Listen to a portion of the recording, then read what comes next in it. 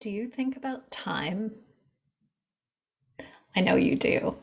Everyone does.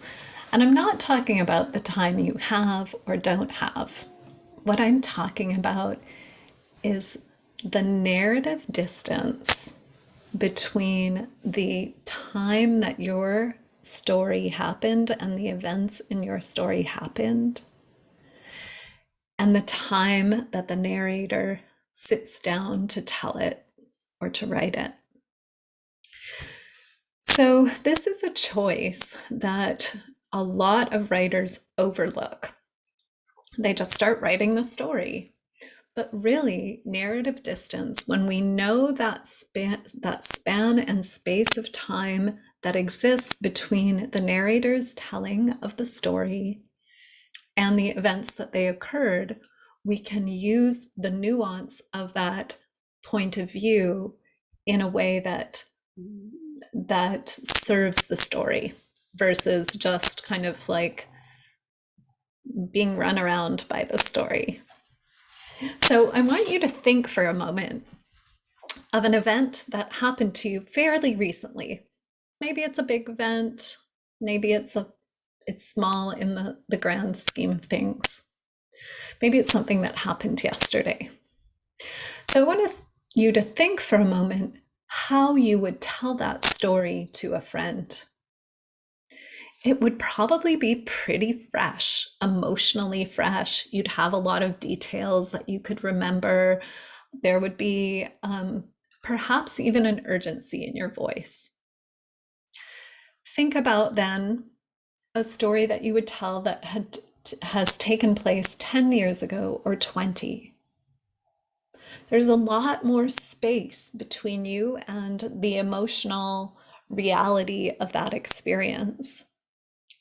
The details might be fuzzy.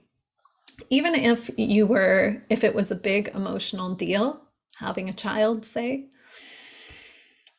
there's life lived between the telling and the occurrence that gives the telling a kind of perspective.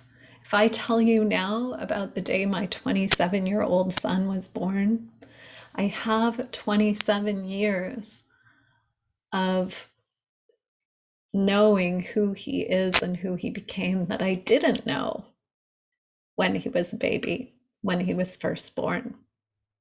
So, this in writing is called narrative distance, and it gives our narration, our story, a particular tone emotionally and also temporally.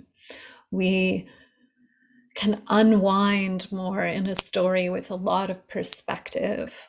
Whereas when the narrative distance is very close, maybe that it's the events of the story and the telling of the story are occurring at the same time, there's a different sense of urgency and tension than someone looking back. Usually, the looking back story, the narrative distance, there's something unearthed, something that the long ago narrator or the long ago protagonist didn't know. So, this is where the tension can come in. But I want you to think about your story. Where is the narrator sitting in relationship to what has happened in the story? Because that can make all the difference to the telling.